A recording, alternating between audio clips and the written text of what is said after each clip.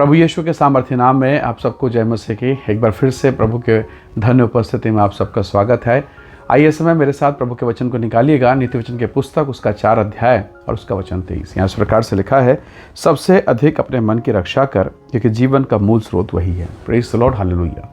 परमेश्वर के लोगों मन सबसे अधिक चलायमान है। आप हो सकता है इस समय इस वचन को सुन रहे हैं और ये भी संभव है कि आपका ध्यान कहीं और लगा है। आप यहाँ पर बैठे हैं और आपका ध्यान आपके काम पे, मजदूरी में, आपके ऑफिस में या संसार के अन्य चीज़ों में लगा हुआ हो सकता है।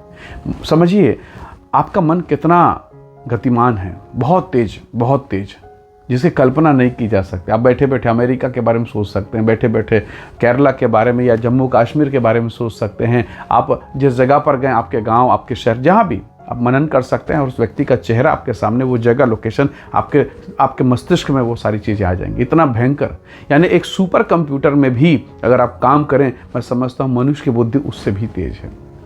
यदि हम उसे परखें, वो कंप्यूटर से भी तेज है। किसी कंप्यूटर ने अभी तक मनुष्य नहीं बनाया, पर मनुष्य ने कंप्यूटर बनाया। इसलिए मैं कह रहा हूँ कि मनुष्य उससे तेज है।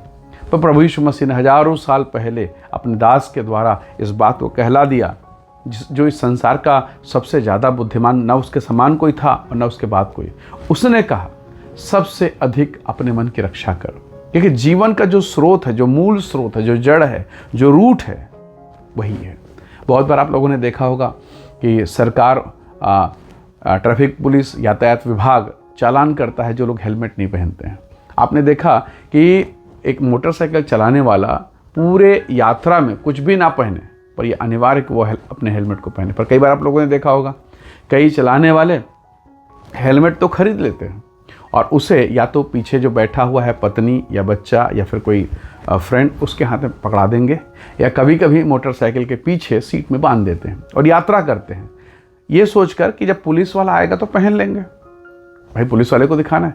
पर क्या आपको पता है, एक्सीडेंट बताएगा क्या कि भैया पहन लीजिए, अब 5 मिनट में आपका एक्सीडेंट होने वाला है? ऐसा तो नहीं होगा ना, दुर्घटना तो अचानक होगी। बहुत बार कई लोगों के प्राण इसीलिए चले जाते हैं कि उन्होंने हेलमेट को पहना ही नहीं।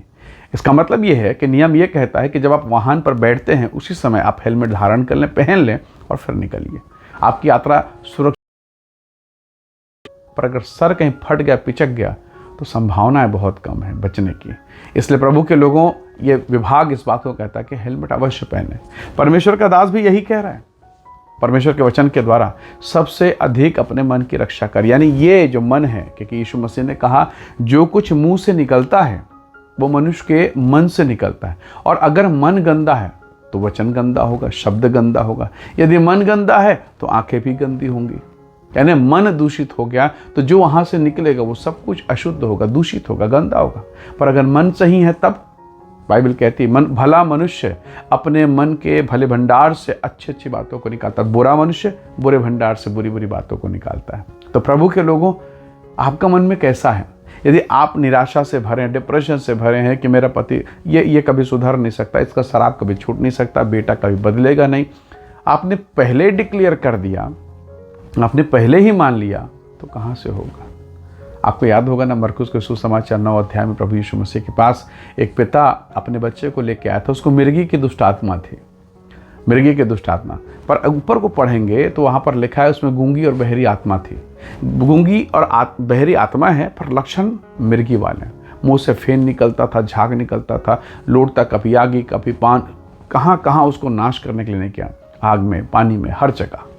पर अब जब प्रभु यीशु मसीह आए तो प्रभु यीशु मसीह को उसके पिता ने कहा कि प्रभु जी मैं विश्वास करता हूँ। प्रभु ने कहा विश्वास करने वाले के लिए सब कुछ हो सकता है।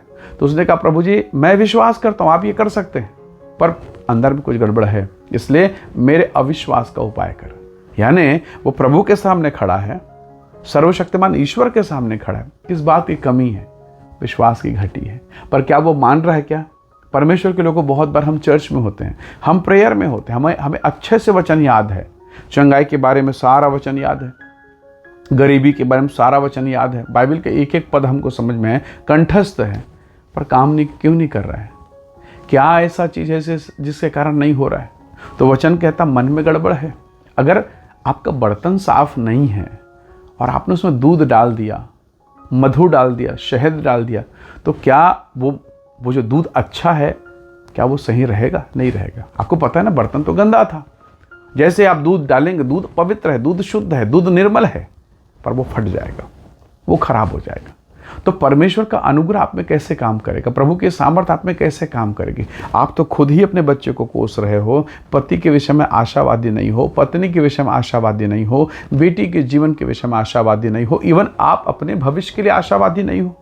आपका मन तो ऐसे टूट रहा है, निराश हो रहा है। आपको मालूम है, हन्ना जिसके बच्चे नहीं थे, उसके घर में सौतान आ गई, उसके जीवन में कितनी निराशाएं थी। पर इस निराशा की अवस्था में क्या उसने परमेश्वर से मांगना या परमेश्वर के भवन में जाना बंद किया? नहीं किया। और यही कारण था उसे मिला। हालेलुया। बहुत बार मैं और आप बहुत निराश हो जाते हैं, डिप्रेशन में चले जाते हैं, तनाव में चले जाते हैं कि प्रभु मेरे जीवन में क्या होगा। अगर आप परमेश्वर के वचन को ऊपर से पढ़ेंगे ना, जहाँ पर लिखा है 4:23 में, उसके 22 पद में, तो प्रभु का वचन कहता है यह तेरे चंगा होने का कारण है। Praise the Lord. परमेश्वर के लोगों, यदि आज आप अपने मन को पवित्र करें, शुद्ध करें, क्योंकि अगर आप प्रभु के वचन को पढ़ेंगे, विशेषकर एक वचन मैं आपके लिए पढ़ूंगा, यहेजकेल 36 का 26 वचन। वहाँ पर परमेश्वर ने कहा, मैं तुमको नया मन दूंगा, पत्थर का हृदय निकाल कर मांस का हृदय दूंगा। यानी आज मुझे और आपको नए मन की आवश्यकता है कि प्रभु रिप्लेस कर दीजिए। बहुत बार हम दुकान में जाते हैं, कोई सामान खरीद लिया, और अगर वो सामान ख़राब निकल गया तो हम उसको दुकानदार को बोलते हैं, भैया इसको बदल के दीजिए। वो कहता है ऐसा करता हूँ, मैं इसको रिपेयर करके दे देता हूँ, बना के दे देता हूँ। आप जिद करते हैं, नहीं नहीं नहीं नहीं, हमें नया चाहिए, क्योंकि रिपेयरिंग वाला तो रिपेयरिंग वाला रहेगा, नया दे दीजिए। प्रभु ने कहा रिपेयरिंग वाला नहीं दूंगा, नया दूंगा। Hallelujah, praise the Lord. एक नया भविष्य, एक नया जीवन, एक नया अनुग्रह, एक नई जीवन की चाल। यानी आपका ढांचा वही पुराना है, आपका शरीर वही पुराना है, पर वह एक नए मन को, नई आत्मा को, नए अनुग्रह को देगा, ताकि मैं जो बाहर से वैसा ही दिख रहा हूँ, पर अंदर से सब कुछ नया हो चुका है। हालेलुया। और जब सब कुछ नया हो जाएगा, आप परमेश्वर के ग्रेस, परमेश्वर के अनुग्रह को समझेंगे। सुलेमान कहता है, संसार में, इस संसार का सबसे बड़ा श्रेष्ठ बुद्धिमान व्यक्ति, परमेश्वर का दास कहता है कि तू अपनी समझ का सहारा ना लेना। उसने कहा अपने मन की रक्षा कर, क्योंकि जीवन का स्रोत, मूल स्रोत वही है। यदि आप किसी नदी के मूल स्रोत को ख़त्म कर दें तो आगे नदी बहना बंद हो जाएगा। एक समय के बाद वो नदी सूख जाएगा, एक समय के बाद वो नदी अब रेगिस्तान में परिवर्तित, रेतीले स्थान में परिवर्तित हो जाएगा, क्योंकि सोता बिगड़ गया है। आइए अपने मनों को तैयार करें, स्रोत को सुधार दीजिए, क्योंकि आपके मन में आपका जो शरीर जो काम करता है, कैसे काम करता है? आप कुछ सोचते हैं। अगर आपको एक कप उठाना है तो पहले आप सोचते हैं, आपका दिमाग उसे सोचता है, फिर आपका हाथ उसे उठाता है, बिना सोचे समझे। यानी जो काम आप कहेंगे मैं तो अचानक से कुछ काम कर देता, नहीं, बिना विचार के नहीं होगा। सबका स्रोत, सबका कंट्रोल, सबका सेंटर पॉइंट आपका बुद्धि, आपका मस्तिष्क है। यदि ये परमेश्वर के कंट्रोल में है, ओहो अमेजिंग, हालेलुया, अद्भुत होने वाला है। फिर तो आपकी ज़िंदगी परिवर्तित होगी। पहली क्लास का बच्चा, आपने 200 रुपये का पेन दिया, कैसा राइटिंग बनेगा? सोचिए तो सही। और 1 रुपये वाला पेन एक अच्छे पढ़े लिखे विद्वान को अगर दे दिया तो कैसा राइटिंग बनेगा? तो प्रभु के लोगों, शायद आपका जीवन उसी प्रकार का है। अब तक किसी और को दिया था, अपने हिसाब से चलाया, किसी को और चलाने दे दिया, सब सत्यानाश हो गया, सब कचरा हो गया। आप प्रभु से कहे, खुदावन ये कलम है, ये मेरा जीवन है, तू पकड़ ले, तू संभाल, तू दया कर।